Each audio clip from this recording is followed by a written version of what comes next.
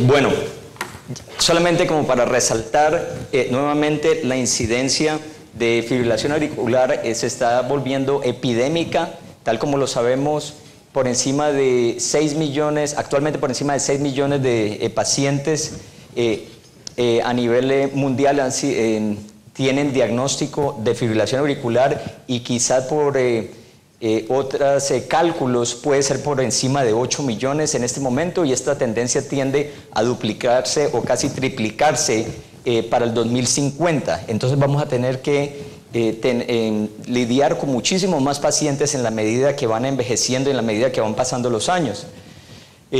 Como sabemos, en cuanto al riesgo de ACV en estos pacientes, 1 de cada 6 ACVs es causado por fibrilación auricular y viceversa.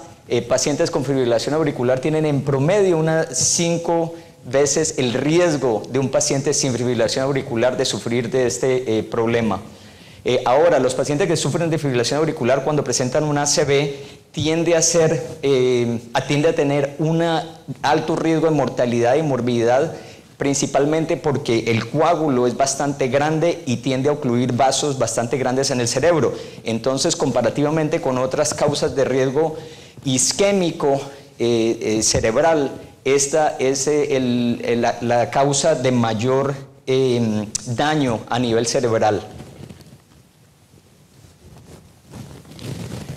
Ahora, el 90-91% de los coágulos que se presentan y se manifiestan en fibrilación auricular están presentes en la auriculilla, y esto es importante para el tópico del que estamos hablando ahora. Lo otro que sabemos es que los antiarrítmicos, como se manifestó anteriormente, no tienen un estadísticamente significante impacto en disminuir el riesgo de esta complicación. Y la warfarina como tal sigue, como lo hemos mostrado en muchos estudios, tradicionalmente teniendo un impacto impresionante cuando se compara con no tratamiento en estos pacientes. Entonces ha sido un reto para los nuevos anticoagulantes porque, como ha sido demostrado, el 60 al 70% del riesgo se disminuye por el uso de warfarina tradicionalmente, obviamente con todas las limitaciones que tiene este anticoagulante. Ahora, el riesgo de fibrilación auricular, el de ACV por fibrilación auricular, es la tercera causa de mortalidad en los Estados Unidos. El riesgo aumenta con la edad y con otras comorbidades, como lo sabemos, de acuerdo nos lo muestra el CHAT-SCORE y el CHAS-VASc, como lo manifestó los conferencistas anteriores, y esta tendencia aumenta dramáticamente con el mayor número de riesgos que se encuentran manifestados en esta tabla.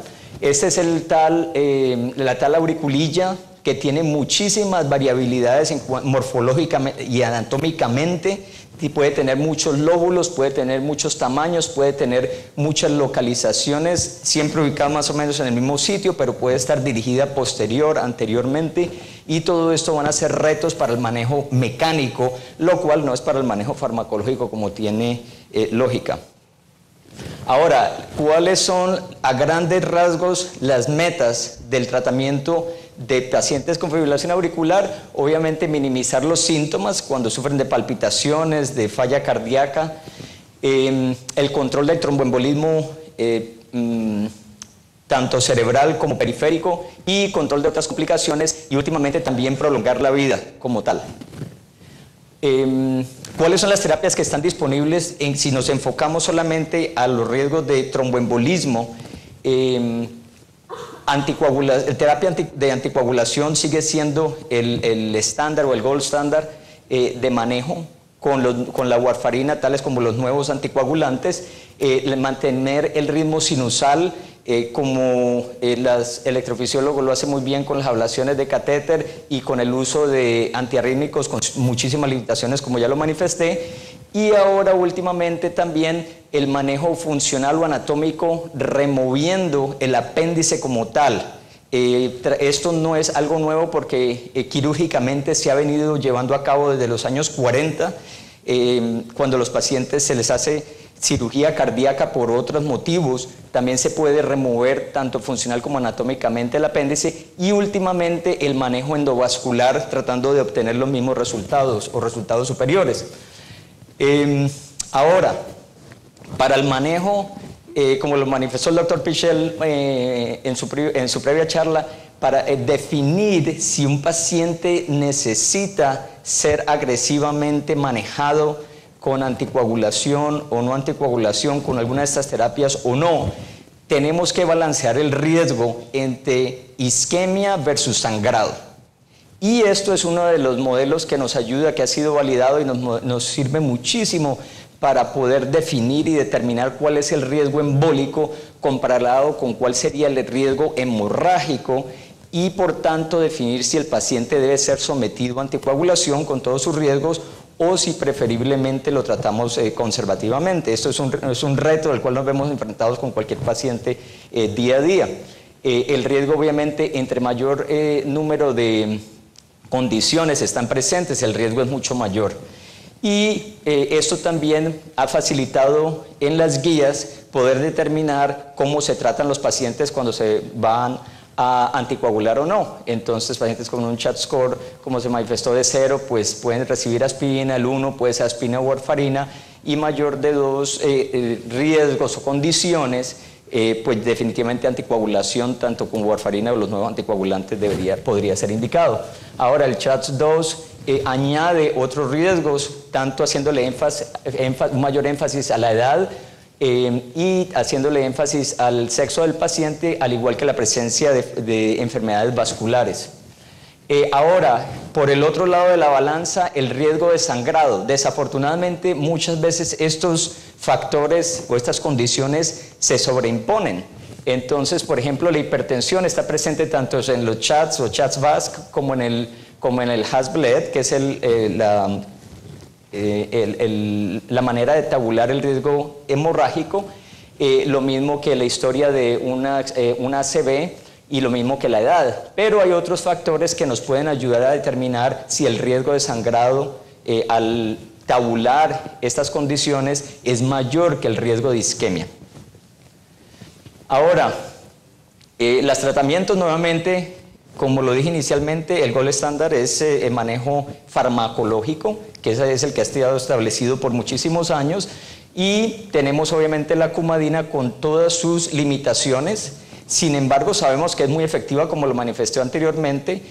Si se revisa la literatura, en un promedio el 64% de los pacientes tratados con heparina tienen un beneficio o una reducción relativa con pacientes que no son anticoagulados en pacientes cuando tienen fibrilación auricular. Obviamente tiene todas las limitaciones que sabemos en cuanto al manejo y el riesgo hemorrágico. Ahora, como lo manifestó el doctor Pichel, el 50% de los pacientes son elegibles solamente. De esos pacientes que son elegibles, desafortunadamente muchísimos están por fuera del rango terapéutico, y al final del día solamente un 30 a un 50%, en promedio una tercera parte de los pacientes son adecuadamente anticoagulados con cumadina. El rango terapéutico o el margen terapéutico es muy limitado, porque si está por debajo de cierto INR, pues se aumenta el riesgo de isquemia, y si está por encima, el riesgo de sangrado, obviamente de mayor temor, el intracraneano. Por eso, con esta motivación, se llevó al desarrollo de los nuevos anticoagulantes y al estudio extensivo que ha llevado a cabo muchísimos estudios con los cuales todos estamos familiares, con muchísimos buenos beneficios comparados con la cumadina en cuanto al riesgo de sangrado, y demostrando que son tan buenos o quizás superiores en cuanto a la prevención de tromboembolismo. Las desventajas, desafortunadamente, siguen existiendo para ciertos pacientes que tienen contraindicación por riesgo de sangrado, porque siguen siendo anticoagulantes. En cuanto hay muchos pacientes que desafortunadamente no podemos asegurar que se van a tomar la medicina. Es más, si ellos no vuelven a la clínica o a la consulta para monitorear el INR, puede ser que se pierdan y vamos a perder control de ellos. Y nuevamente el costo a largo plazo puede ser una limitación grande en muchos pacientes, que limita el uso también de estos anticoagulantes.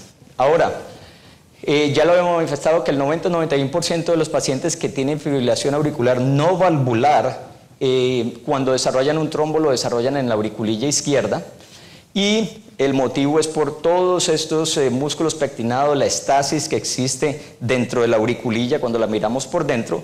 Obviamente entendemos por qué esto sucede así. Entonces esto ha llevado a tratar de conseguir terapias efectivas no farmacológicas que disminuyan ese riesgo al menos en un 60 a 70%, como lo ha demostrado la warfarina por muchos años. Entonces aquí han aparecido la ligación quirúrgica, los clips del apéndice como tal que se han usado quirúrgicamente o por toracoscopia, y las terapias endovasculares que voy a mencionar brevemente. En cuanto al manejo quirúrgico, desafortunadamente, si vemos los estudios, han habido estudios que han mostrado efectos positivos, efectos negativos o neutrales. ¿Por qué? Por mucha variabilidad en la técnica quirúrgica, porque no se sabe desafortunadamente en un corazón que está bajo bypass si se está agarrando bien el apéndice, si se está agarrando muy hacia la punta, si se está agarrando muy hacia el atrio. Entonces es difícil determinar. Esto limita muchísimo la técnica y quizá esto puede ser una de las implicaciones por los cuales los estudios no han mostrado un efecto positivo a través de todos los estudios. Estas son las técnicas de las cuales somos un poco más familiares, endovasculares. Tenemos el Watchman, tenemos el Centra Heart y tenemos el Amplatzer, que son las que han estado han tenido un poco más de tradición ya a través de los últimos años. En cuanto a si hay evidencia suficiente y si esto ha llegado a las guías, pues sí, ya lo ha hecho.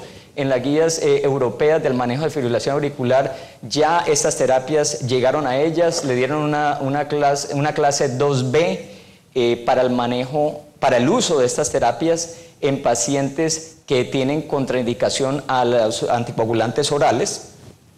Y en cuanto a las guías americanas, todavía no han llegado allá, pero la parte quirúrgica se sigue manifestando a través de los años, que puede ser una alternativa cuando a los pacientes se les hace un procedimiento de MACE o se les hace un tratamiento, otro tipo de cirugía de corazón abierto. Se puede considerar hacerlo también. En cuanto al Centra Heart, es un procedimiento que tiene muchas ventajas desde el punto de vista anticoagulación y riesgo de sangrado. ¿Por qué me refiero a eso? Porque todo el procedimiento se hace a nivel epicárdico, ninguna estructura queda por dentro del corazón, simula muchísimo a lo que hacen los cirujanos, no tiene, se ve un efecto inmediato en la resolución del flujo hacia adentro de la auriculilla a través de ecocardiografía, y nuevamente no requiere obligatoriamente el uso de antiagregantes plaquetarios o anticoagulación al seguir el procedimiento, porque nuevamente no hay que esperar ninguna endotelialización, no se deja ninguna estructura metálica o no metálica por dentro de la cavidad cardíaca. Una de las cosas muy importantes y de las limitaciones con este procedimiento es que obviamente no puede haber cicatrización, no puede haber historia de pericarditis o historia de cirugía de corazón abierto, porque no se puede trabajar a nivel del epicardio o pericardio, de la cavidad pericárdica. Entonces tenemos que hacer una evaluación por escanografía para asegurarnos de que esto no exista, y nuevamente, como lo manifesté, hay mucha variabilidad en la morfología y anatomía del apéndice que limita el uso de este dispositivo. Este dispositivo solamente llega hasta 40 milímetros en su máximo diámetro, y si el auriculilla está más grande que esto, pues no se puede hacer, o si está localizada posteriormente por detrás de la arteria pulmonar o por muchísimos otros motivos, no se alcanza a llegar por el acceso tradicional con el cual se debe hacer. Este es el concepto muy básico a nivel de la vena femoral. Todo es venoso, vena femoral, se llega a la aurícula derecha, se hace un acceso transeptal, se llega a la auriculilla izquierda, se pone este dispositivo a través del catéter, que es una guía que tiene un balón en la punta para que nos ayude a localizar el ósteo o la base de la auriculilla, y después de la guía sigue otro magneto que llega a la punta de la auriculilla. Ese es el punto número 1, o la parte número 1 del proceso. Se tiene un acceso pericárdico. A través de ese acceso pericárdico se pone una guía y después se introduce otro tipo de magneto similar a este, con el cual se crea un riel. Uno que va a nivel intracardíaco, otro que va a nivel pericárdico. Y por encima de este segundo riel se introduce lo que es el lariat, que es esta asa, y esta asa llega a abrazar la base de la auriculilla, que está demarcada muy bien por el balón, y una vez la tenemos agarrada se libera una sutura, y esa sutura se corta con otro dispositivo, dejándola allí por fuera del corazón. Se remueven todo lo otro que se había introducido para el procedimiento, y nuevamente lo único que queda a nivel pericárdico es esta sutura. Todos estos son partes del kit con el que viene el dispositivo. Nuevamente los procedimientos son muy estándar. Lo único difícil de hacer y lo único que es más complejo es el acceso pericárdico, porque como sabemos generalmente a estos pacientes se les hace una pericardiocentesis seca, porque no hay ningún líquido, no vamos a drenar nada, lo que vamos es entrar en un pericardio seco. Esto es parte del procedimiento, lo voy a mostrar mejor en un video que tengo aquí, pero nuevamente aquí por ejemplo ya hemos introducido una de las guías con magneto, la otra viene, los magnetos en sí se atraen y se juntan en la punta de esto. Aquí ya hemos avanzado, por encima de este hemos avanzado el asa, que es el lariat, y esta lariat tiene en él mismo la sutura. Entonces, una vez hemos asegurado de que está en el sitio adecuado, de que al hacerle clip o cinch del apéndice no hay ningún flujo, entonces se libera la sutura. Antes de liberar la sutura, aquí en este momentico, por ejemplo, se remueven nuevamente los magnetos para que la sutura no vaya a quedar agarrando ninguno de los magnetos, y después se hacen un par de atriogramas para asegurarse de que no hay flujo residual dentro del apéndice.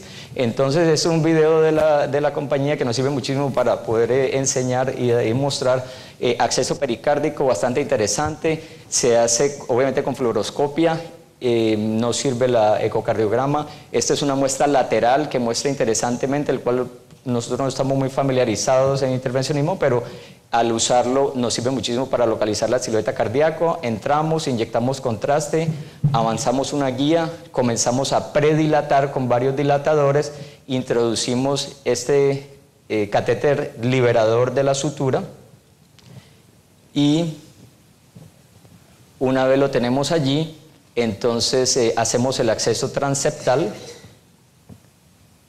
A través del acceso transeptal, en ese momento inyectamos, nos aseguramos que ahí está el apéndice, introducimos uno de los magnetos.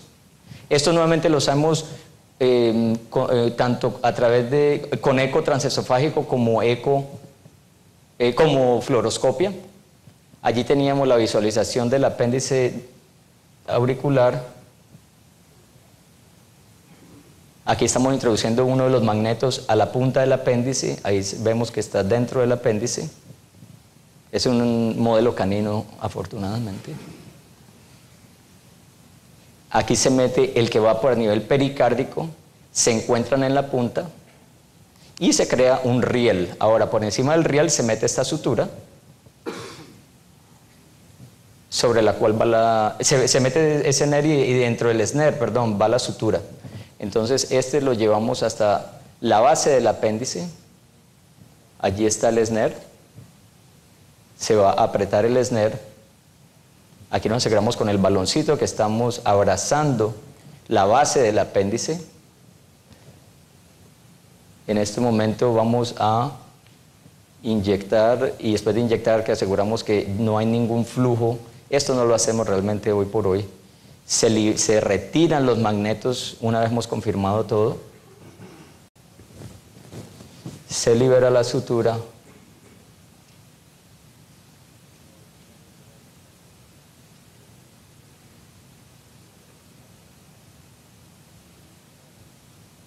Y finalmente la parte más interesante es cuando nos inyectamos al final y nos damos cuenta de que ha desaparecido, como podemos ver, fluoroscópica como ecocardiográficamente, el apéndice auricular. Se espera que haya una superficie lisa y de que esto nos ayude, ahí está la comparativamente con y sin el apéndice. Esta es la idea de que por eco transesofágico, que el cual lo hacemos continuamente, aquí está el apéndice, aquí no está, no hay flujo. La idea es que no haya absolutamente ningún flujo, no se tolera ningún flujo, nuevamente no hay que esperar a que nada se endotelialice. Entonces hacemos el seguimiento y esto es lo que debe suceder, de que haya completo cierre hacia el apéndice y el éxito, la tasa de éxito debe ser bastante alta. ¿Había alguna experiencia clínica ya publicada? El PLACE 2, que es un estudio que nos solamente de un centro, pero estudió 120 pacientes y mostró que la tasa de efectividad es por encima, es del 96%. Complicaciones relacionadas al dispositivo fueron del 0% y desafortunadamente hay un riesgo de 3.3% por acceso transeptal como nivel pericárdico. Ya la experiencia incluye por encima de 500 pacientes en el cual hemos sido envueltos y afortunadamente la tasa de éxito en cuanto a largo plazo ha sido comparativamente buena con el Watchman, tanto como anticoagulación oral. En cuanto al Watchman, brevemente, esto es un dispositivo intracardíaco. Como podemos ver aquí, tiene la forma de un paracaídas. Se tiene que hacer la evaluación, en vez de escanografía, lo que se requiere es un ecocardiograma, un eco transesofágico bastante bueno para asegurarnos de que el dispositivo es adecuado para este tipo de anatomía. Bueno, nuevamente hacemos un acceso transeptal y todo se hace a nivel de acceso transeptal venoso sin tener que complicarnos con acceso arterial o epicárdico, como es lógico. Ese es el procedimiento. Después de un acceso transeptal llegamos al apéndice de la misma manera, inyectamos contraste, ponemos el catéter liberador, liberamos al dispositivo, lo desconectamos de la guía. Y después, en este caso sí tenemos que esperar que haya un proceso de endotelialización que sucede en los próximos 3 a 6 meses, por lo cual esto sí requiere que el paciente sea tratado con antiagregantes plaquetarios y los estudios se han hecho también con anticoagulación por las primeras 6 semanas. Entonces, después de esto, el seguimiento nuevamente y el mayor reto es de que puede haber alrededor del dispositivo, si no se endotelializa bien, doctor, y si no se mide bien... sobre el tiempo. Bueno, gracias. Puede haber un goteo y por esto tenemos que prolongar anticoagulación. Esto ha sido un poco el reto. Esto es lo que se vería en un modelo patológico. En cuanto a los datos, al seguimiento de estos pacientes, los datos clínicos, por encima de 1.800 pacientes han sido estudiados ya a nivel mundial.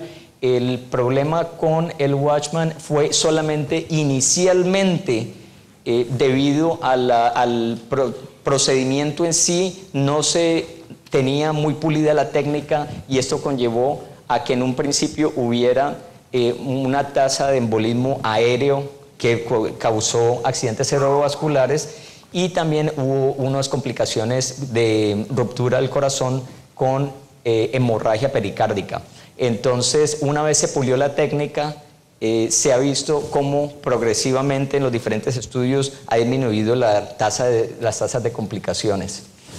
Aquí podemos ver, por ejemplo, de que si vemos los riesgos de ACV incluyendo la primera semana, o sea, el procedimiento en sí y el seguimiento, la tasa de ACV anual fue del 2.2% comparativamente con cumadina de 1.6%. Esto obviamente llama la atención. Sin embargo, después de que quitamos esa primera semana en la cual se incluía la tasa de riesgo perioperatorio, el índice de ACV bajó al 1.3% comparativamente con 1.6%, o sea, se elimina. En otras palabras, si mejoramos la técnica y mejoramos el riesgo de embolismo aéreo y de complicaciones procedimiento, entonces puede llegar a tener, son definitivamente superior a la cumadina o al menos igual a la cumadina. O sea que es una buena alternativa. Ahora, si se sigue a largo plazo, como se ha hecho con el PROTECT AF, que es un estudio, el primer estudio que se realizó randomizado, se ve como la incidencia de accidentes cerebrovasculares con el brazo control, que es la cumadina, sigue incrementando, mientras que con el Watchman, a pesar de que estaba igualado o quizá un poco alto aquí en la primera semana, no, a largo plazo esta tasa se forma un plató y los riesgos son mucho menores. Ya voy a terminar.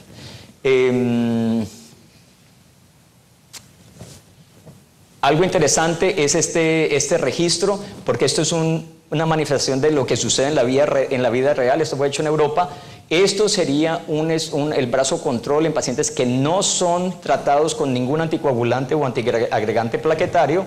La tasa anual fue del 7.3%. Esto fue con pacientes de CHADS 2 a 3. Mientras que pacientes que fueron tratados a un año con el Watchman fue de 1.7%. Estos pacientes no fueron expuestos a cumadina. Estos pacientes fueron tratados solamente con antiagregantes plaquetarios, comparativamente con los estudios del PROTECT AF, que sí requería tratamiento con cumadina por las primeras 6 semanas. O sea, nuevamente, el típico paciente que le mandan a uno y dice no me le vas a dar anticoagulante, entonces uno por lo menos tiene la opción de darle antiagregante plaquetario mientras endotelializa, y este es el mayor seguimiento que existe con este dispositivo, que este fue del estudio piloto con los primeros pacientes ya a 6 años. Vemos como la tasa anual de complicaciones con el brazo control sin tratamiento fue de 4.8% anual, mientras que con el Watchman sigue siendo de 0.5% promedio anual. O sea que definitivamente, y esto es estadísticamente significante. Entonces, sí es efectivo, sí hay mucha esperanza de que esto va a ser una terapia efectiva y tan buena o mejor que los anticoagulantes orales en pacientes que no pueden ser anticoagulados. El estudio PREVAIL fue llevado a cabo porque la FDA no quiso aprobar el dispositivo, ya que los cambios en las guías sucedieron mientras estaba corriendo el estudio que fue enviado a la FDA para que fuese aprobado, y por estas tasas de complicaciones iniciales fue preocupante para la FDA y por lo tanto no lo llevaron a cabo. No aprobaron el dispositivo, entonces se tuvo que llevar a cabo este estudio. Estamos esperando los resultados. Hay muchos otros dispositivos en desarrollo, pero pues realmente el que más datos tiene hasta ahora de vida real en muchísimos pacientes como lo MFC fue el Watchman. En conclusión, la incidencia sigue aumentando y va a ser una epidemia mucho más grande en la medida que envejece la población. La terapia actual y tradicional sigue siendo el gold estándar, pero necesita tener mejores alternativas en muchos pacientes que no pueden ser anticoagulados. Hay muchos otros anticoagulantes que son muy buena opción, sin embargo siguen siendo anticoagulantes y tienen limitaciones en muchos pacientes. Entonces, sabiendo de que el apéndice auricular es el foco de formación de trombos en estos pacientes, las alternativas intervencionistas endovasculares o epicárdicas pueden ser una buena alternativa. Estos tratamientos generalmente son practicados por los electrofisiólogos y por los hemodinamistas, y el mejor proceso es si tenemos unos grupos combinados, tales como lo hacemos en el centro donde trabajo, en el cual trabajamos juntos para combinar la experiencia de ambos grupos. Muchas gracias.